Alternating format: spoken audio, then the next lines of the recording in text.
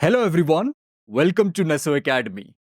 हमने पिछले लेक्चर्स में डेटा टाइप्स को स्टडी किया है।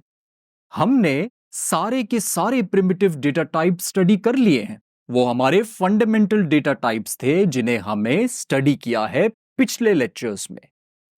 हमने जाना कि डेटा टाइप्स का यूज क्या है। मैंने आपको वेरिएबल्स का इंट्रोडक्शन भी दिया था, याद होगा आपको। वेरिएबल्स के बारे में बताया था। मैंने आपको यह जानकारी भी दी है कि डेटा टाइप्स का यूज वेरिएबल्स में होता है, वेरिएबल्स को क्रिएट करने में होता है। अब हम दोबारा से वेरिएबल्स पे आ चुके हैं। डेटा टाइप्स पे जितना हमने डिस्कशन करना था वो हम कर चुके हैं। हमने प्रिमिटिव डेटा टाइप्स को स्टडी किया है अभी तक। अब हम आ चुके हैं इस लेक्चर में। इस लेक्चर का नाम है variables in C, declaration and definition. इस लेक्चर में मैं आपको बताऊंगा इन दो टर्म्स के बारे में जो वेरिएबल्स से जुड़ी हुई हैं। ये दोनों की दोनों टर्म्स हमें प्रॉपरली समझनी है, इसीलिए ये लेक्चर है। हमें जानना है कि वेरिएबल को डिक्लेयर कैसे करते हैं और वेरिएबल को डिफाइन कैसे करते हैं। इन दोनों के बीच के डिफरेंस को भी मैं आपको बताऊंगा। ये बहुत इंपॉर्टेंट है आपके लिए समझना। यानी कि अब हम डीप डाइव करने वाले हैं वेरिएबल्स पे। तो चलिए इस लेक्चर को शुरू करते हैं। लेक्चर को शुरू करने से पहले एक छोटा सा डिस्क्लेमर, एक छोटी सी इंफॉर्मेशन मैं आपको देना चाहता हूं। दोबारा से आपको रिमाइंड करवाना चाहता हूं कि बीएमआई कैलकुलेटर प्रोग्राम को हम जल्दी उठाएंगे। हमें वेरिएबल्स को प्रॉपरली समझना पड़ेगा। उससे पहले स्टोरेज तैयार करनी है ना। स्टोरेज तैयार करने के लिए हमें वेरिएबल्स के बारे में प्रॉपरली जानना होगा। अभी हमने डेटा टाइप्स को समझ लिया है प्रॉपरली। अब हम वेरिएबल्स को भी तो प्रॉपरली समझ लेते हैं, तभी जाके हम प्रॉपर स्टोरेज क्रिएट कर पाएंगे और फिर जो यूजर से हम इनपुट्स लेंगे उसे हम आराम से स्टोर कर पाएंगे, है ना। ठीक है, ज्यादा इंपेशेंट मत होइएगा। अभी हम अपने फंडामेंटल्स को क्लियर करते हैं, ठीक है। तो चलिए शुरू करते हैं इस लेक्चर को बिना किसी देरी के और देखते हैं कि इस लेक्चर के टॉपिक्स क्या है। सबसे पहला टॉपिक है वेरिएबल डिक्लेरेशन। मैं आपको वेरिएबल को डिक्लेयर कैसे करते हैं वो बताऊंगा सबसे पहले। फिर हम बढ़ेंगे दूसरे टॉपिक की तरफ जिसका नाम है वेरिएबल डेफिनेशन। वेरिएबल को डिफाइन कैसे किया जाता है, इन दोनों के बीच में क्या अंतर है, वो सब हम समझेंगे इस टॉपिक में, ठीक है। ये कुल मिला के हमारे पास टॉपिक्स हैं दो इस लेक्चर के, वेरिएबल डिक्लेरेशन, वेरिएबल डेफिनेशन। चलिए शुरू करते हैं सबसे पहले टॉपिक से, यानी वेरिएबल डिक्लेरेशन से। जान लेते हैं कि वेरिएबल डिक्लेरेशन क्या होता है। यहां पे मैंने ये पॉइंट लिखा है, it is used to specify the type and name of a variable. Variable declaration का मतलब बहुत सिंपल है और अगेन नाम में सब कुछ छुपा हुआ है। नाम पे ध्यान दीजिए, ये है वेरिएबल, ये है डिक्लेरेशन। वेरिएबल को डिक्लेयर करना, डिक्लेरेशन का मतलब होता है डिक्लेयर करना। अब डिक्लेयर करने का क्या मतलब है? अनाउंस करना, बताना। किसके बारे में बता रहे हैं आप? वेरिएबल के बारे में बता रहे हैं। किसको बता रहे हैं? कंपाइलर को बता रहे हैं। आप वेरिएबल के बारे में कुछ बता रहे हैं कंपाइलर को। क्या बता रहे हैं? आप वेरिएबल के बारे में ये इंफॉर्मेशन दे रहे हैं कंपाइलर को कि वेरिएबल का ये टाइप है और वेरिएबल का ये नेम है।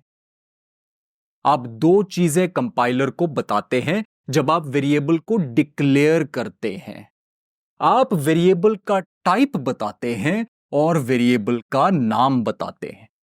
ये दोनों की दोनों चीजें कंपाइलर को चाहिए होती हैं। तब जाके कंपाइलर मेमोरी एलोकेट करता है वेरिएबल के लिए। ये मैंने आपको इंट्रोडक्शन में भी बताया था, है ना। बस वही काम है। वेरिएबल को जब हम डिक्लेयर करते हैं तो इसका सीधा सा मतलब यह है कि हम कंपाइलर को वेरिएबल के टाइप की इंफॉर्मेशन दे रहे हैं और वेरिएबल के नाम की इंफॉर्मेशन दे रहे हैं। हम वेरिएबल का टाइप बता रहे हैं, वेरिएबल का नाम बता रहे हैं। बात समझ में आ गई? तो यह था पहला पॉइंट। अब बढ़ते हैं दूसरे पॉइंट की तरफ। दूसरा पॉइंट इसी से रिलेटेड है। It is the way to inform the compiler about the type of a variable. देखो, कंपाइलर को जो सबसे ज्यादा जरूरी इंफॉर्मेशन चाहिए वेरिएबल के बारे में, वो है वेरिएबल का टाइप। क्योंकि वेरिएबल का टाइप जब तक कंपाइलर को नहीं पता लगेगा, तब तक वेरिएबल जो है उसे प्रॉपर मेमोरी एलोकेट नहीं हो पाएगी। जो एक्यूरेट अमाउंट ऑफ मेमोरी है वो कंपाइलर द्वारा एलोकेट नहीं हो पाएगी। ये प्रॉब्लम है। सी प्रोग्रामिंग लैंग्वेज एक स्ट्रांगली टाइप्ड लैंग्वेज है। ये मैंने आपको पहले भी बताया है। स्ट्रांगली टाइप्ड का क्या मतलब हुआ? ये लैंग्वेज स्ट्रांगली टाइप्ड है, इसका मतलब ये है कि आपको टाइप हर बार स्पेसिफाई करना पड़ेगा। जब भी आप वेरिएबल क्रिएट करेंगे, आपको उसका टाइप बताना पड़ेगा। ये बहुत इंपॉर्टेंट है। तब जाके कंपाइलर को पता लगेगा कि किस टाइप का डेटा वेरिएबल के अंदर स्टोर होने वाला है, और फिर उसके अकॉर्डिंग ही वो मेमोरी एलोकेट करेगा। बात समझ में आ रही है आपको? कुछ लैंग्वेजेस वीकली टाइप्ड होती हैं। इसका मतलब यह होता है कि कुछ लैंग्वेजेस ऐसी होती हैं जिनमें कंपाइलर खुद से डिड्यूस करता है वेरिएबल का टाइप। आपको खुद से स्पेसिफाई करने की जरूरत नहीं पड़ती है। लेकिन सी ऐसी लैंग्वेज नहीं है। सी स्ट्रांगली टाइप्ड है, आपको टाइप बताना पड़ेगा। तो मैंने यही चीज लिखी है कि आप जब वेरिएबल का टाइप और नेम लिखते हो तो आप कंपाइलर को इन्फॉर्म करते हो वेरिएबल का टाइप और उसका नाम। देखिए, टाइप इंफॉर्मेशन कंपाइलर को चाहिए होती है, ये इंपॉर्टेंट है। ठीक है, तो ये था दूसरा पॉइंट जो हमें अच्छे तरीके से अब समझ में आ चुका है। हमने जान लिया कि वेरिएबल डिक्लेरेशन क्या होती है। जब हम वेरिएबल को डिक्लेयर करते हैं तो हम इंफॉर्मेशन देते हैं वेरिएबल की कंपाइलर को, टाइप इंफॉर्मेशन और नाम। ठीक है, अब मैं आपको दिखाता हूं कि वेरिएबल को डिक्लेयर कैसे किया जाता है। सिंपल तरीका है, यह सिंटैक्स आपको फॉलो करना है। आपने ये सिंटैक्स देखा हुआ है ना, पहले इंट्रोडक्शन में मैंने आपको बताया था वेरिएबल का, जब मैं आपको दे रहा था बिल्कुल यही सिंटैक्स था। मैंने आपको उस समय बताया था कि वेरिएबल को क्रिएट ऐसे किया जाता है। दरअसल ये सिंटैक्स है वेरिएबल को डिक्लेयर करने का, वेरिएबल की इंफॉर्मेशन को अनाउंस करने का कंपाइलर को। आप पहले डेटा टाइप लिखते हो, फिर वेरिएबल का नाम लिखते हो। ये दो चीजें आप प्रोवाइड करते हो। ये डिक्लेरेशन का तरीका है। बात समझ में आ गया? ठीक है, डेटा टाइप और वेरिएबल के नाम के बीच में स्पेस रहेगा, यह आपने ध्यान देना है। और वेरिएबल के नाम के अंत में आपको सेमीकोलन जरूर लगाना है, क्योंकि ये टर्मिनेटर होता है। ये इंडिकेट करता है कि स्टेटमेंट, जो इंस्ट्रक्शन है, वो यहां पे खत्म हो चुकी है, इसके बाद और कुछ नहीं है। ठीक है, तो ये कंपाइलर को बताया जाता है कि इंस्ट्रक्शन यहां पे एंड हो गया है। सेमीकोलन लगाना बहुत जरूरी है, अगर भूल जाओगे तो एरर आ जाएगा। ठीक है, ठीक है, तो ये है सिंटेक्स वेरिएबल को डिक्लेयर करने का। अब जहां तक बात आती है डेटा टाइप्स की, वो तो हमने सब पढ़ी ली हैं, जो हमारे प्रिमिटिव डेटा टाइप्स थे। इस बैग के अंदर सारे वो डेटा टाइप्स हैं जिनका इस्तेमाल फ्रीक्वेंटली होता है, बहुत ज्यादा होता है। हमने पढ़ा है इंट के बारे में, डबल के बारे में, कैर के बारे में, फ्लोट के बारे में, वॉइड के बारे में। अब ध्यान देना है यहां पे, वॉइड का इस्तेमाल हम वेरिएबल के लिए नहीं कर सकते, ये मैं आपको बता चुका हूं। तो वॉइड को जरा हटा देते हैं हमारे इस बैग से। इस बैग में अब कुल मिला के 4 डेटा टाइप्स मौजूद हैं, जिनका इस्तेमाल आप आगे चल के देखेंगे बहुत ज्यादा होगा। मैं ये नहीं कहता हूं कि इंटीजर के दूसरे डेटा टाइप्स यूज नहीं होंगे, हमने इंटीजर्स के कई डेटा टाइप्स देखे हैं, लेकिन इंट डेटा टाइप सबसे ज्यादा यूज होता है, इसीलिए मैंने इस बैग में रखा है। ये बैग है फ्रीक्वेंटली यूज्ड डेटा टाइप्स का। आप इनमें से डेटा टाइप उठाइए और यहां पे यूज कर लीजिए आपके वेरिएबल को डिक्लेयर करने के लिए। ठीक है, कॉन्सेप्ट क्लियर हो चुका है वेरिएबल डिक्लेरेशन का। इसी के साथ हमारा ये टॉपिक वेरिएबल डिक्लेरेशन कंप्लीट हो चुका है। अब बढ़ते हैं दूसरे टॉपिक की तरफ, वेरिएबल डेफिनेशन। वेरिएबल को हम डिफाइन कैसे कर सकते हैं, वेरिएबल डेफिनेशन डिक्लेरेशन से कैसे अलग है, यह मैं आपको बताता हूं। ठीक है, तो चलिए शुरू करते हैं। अब जानते हैं कि वेरिएबल को डिफाइन करना मतलब क्या है और कैसे करते हैं। यहां पे मैंने लिखा है, variable definition means allocating memory to a variable. Interesting point है, जब हम वेरिएबल को डिफाइन करते हैं तो इसका सीधा सा मतलब यह है कि हम कंपाइलर से रिक्वेस्ट करते हैं कि मेमोरी एलोकेट कर दो हमारे वेरिएबल के लिए। बात समझ में आ गई? वेरिएबल डिक्लेरेशन का मतलब है allocating memory to a variable, memory allocate करना वेरिएबल को। क्लियर है? दूसरा पॉइंट है, if not initialized the variable contains a garbage value. देखो, इस स्टेटमेंट का मतलब अगर आपको समझना है तो पहले तो इनिशियलाइजेशन का मतलब समझना पड़ेगा। जब हम वेरिएबल को इनिशियलाइज करते हैं तो इसका मतलब यह है कि हम उसे इनिशियल वैल्यू प्रोवाइड करते हैं, उसको उसकी पहली वैल्यू देते हैं। अब अगर आप वेरिएबल को इनिशियलाइज नहीं करते हो, उसको उसकी पहली वैल्यू खुद से नहीं देते हो, तो वेरिएबल के अंदर गार्बेज वैल्यू चली जाती है। अब ये गार्बेज वैल्यू क्या होती है? गार्बेज वैल्यू मतलब कचरा वैल्यू। हमारी जिंदगी में उसका कोई सिग्निफिकेंस नहीं है, वो एक कचरा वैल्यू है, बिल्कुल बेकार वैल्यू है, एकदम रैंडम सी वैल्यू है। अगर आप वेरिएबल को इनिशियलाइज नहीं करोगे तो उसके अंदर गार्बेज वैल्यू चली जाएगी। और फर्ज करते हैं कि अगर आप उसे प्रिंट करना चाहते हैं उस वेरिएबल के कंटेंट को, तो आप जब प्रिंट करने लगेंगे तो आप देखेंगे कि बड़ी अजीब सी वैल्यू आ गई है उस वेरिएबल की, जो आप नहीं चाहते थे।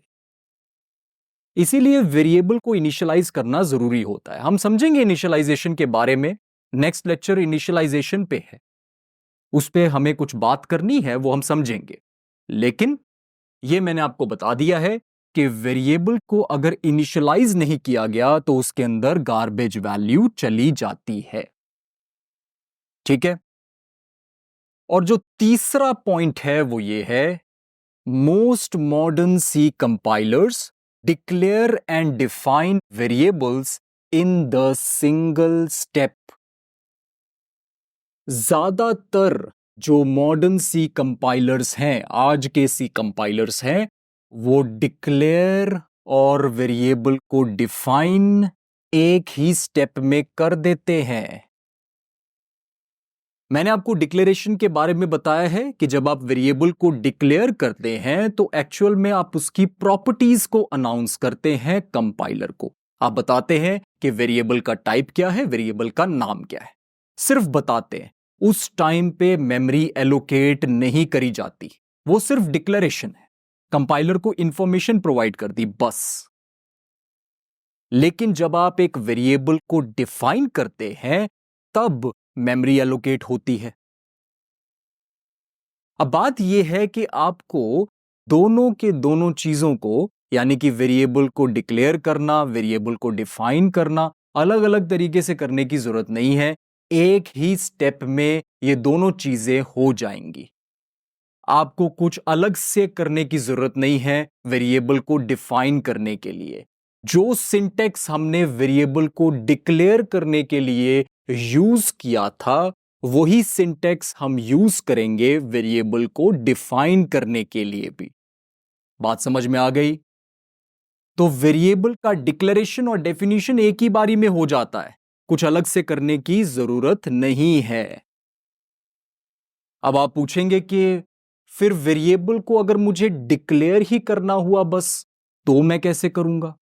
यह बात अच्छी है कि हम वेरिएबल को डिक्लेयर और डिफाइन एक ही स्टेप में कर सकते हैं, लेकिन अगर मुझे अलग से डिक्लेयर करने की जरूरत पड़ी, बस सिर्फ डिक्लेयर करने की जरूरत पड़ी, तब मैं कैसे करूंगा? वैसे बड़ा नॉनसेंस सा लगता है ना कि खाली वेरिएबल को डिक्लेयर कर दिया, डिफाइन नहीं किया।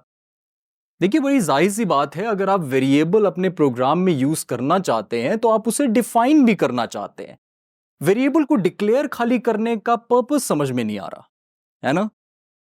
देखिए, ऐसा होता है कि कभी कभी हमें वेरिएबल को सिर्फ डिक्लेयर करना होता है हमारी सोर्स फाइल में, हमारे प्रोग्राम में। ऐसा हो सकता है, मैं आपको एक यूज केस बताता हूं। मान लेते हैं हमारे पास मल्टीपल सोर्स फाइल्स हैं और वो आपस में लिंक्ड हैं, ठीक है, आपस में कनेक्टेड हैं। एक ऐसी सोर्स फाइल है जिसमें कई वेरिएबल्स हैं। आप उनमें से कुछ वेरिएबल्स आपकी दूसरी सोर्स फाइल में यूज करना चाहते हैं। तो इस बार आप कंपाइलर को यह नहीं बोलेंगे कि आप इसकी मेमोरी एलोकेट कर दो वेरिएबल की। आप कंपाइलर को सिर्फ इंफॉर्मेशन देंगे कि ऐसा वेरिएबल दूसरी किसी फाइल में एग्जिस्ट करता है। वो इंफॉर्मेशन देने का तरीका है वेरिएबल डिक्लेरेशन। ठीक है, जब हम वेरिएबल को डिक्लेयर करते हैं तभी तो हम ये बताते हैं कंपाइलर को कि वेरिएबल का टाइप क्या है, वेरिएबल का नाम क्या है। इसका मतलब हम कंपाइलर को बताते हैं कि ऐसा वेरिएबल एग्जिस्ट करता है। अगर सिर्फ हम डिक्लेरेशन कर रहे हैं तो इसका मतलब यह है कि हम बताना चाहते हैं कंपाइलर को कि यह वेरिएबल कहीं किसी और फाइल में डिफाइंड है। इस फाइल में सिर्फ मैं आपको इंफॉर्मेशन दे रहा हूं। इससे कंपाइलर एरर जनरेट नहीं करता, आपका प्रोग्राम एग्जीक्यूट कर जाता है। मैं आगे चल के आपको तरीका बताऊंगा कि हम खाली वेरिएबल को डिक्लेयर कैसे कर सकते हैं।